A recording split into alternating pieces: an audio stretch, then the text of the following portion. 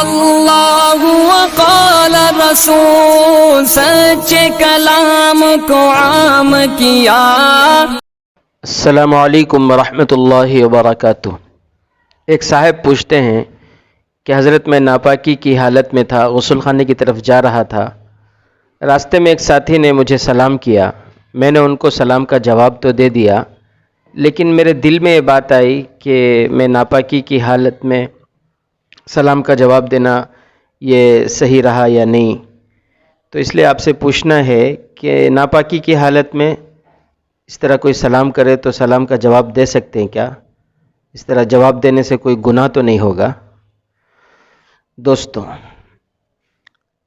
جنابت کی حالت میں جب آدمی کو غسل کی ضرورت ہو تو اس حالت میں قرآن مجید کی تلاوت کرنا، قرآن مجید کو چھونا اور مسجد کے اندر داخل ہونا منع ہے، ناجائز ہے ناپاکی کی حالت میں۔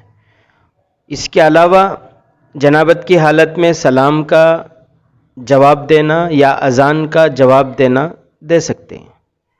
قرآن کریم کے علاوہ کوئی بھی وظیفہ پڑھنا چاہیں پڑھ سکتے ہیں، لیکن بہتر یہ ہے کہ جلد از جلد پاک ہونے کی کوشش کریں، پاکی حاصل کرنے میں سستی نہ کریں، نہانے میں غسل کرنے میں سستی نہ کریں۔ سستی کرنے پر، تاخیر کرنے پر جان بوجھ کر بڑی وعیدیں ہیں حدیث پاک میں، تو اس لیے جلد سے جلد پاک ہونے کی کوشش کریں۔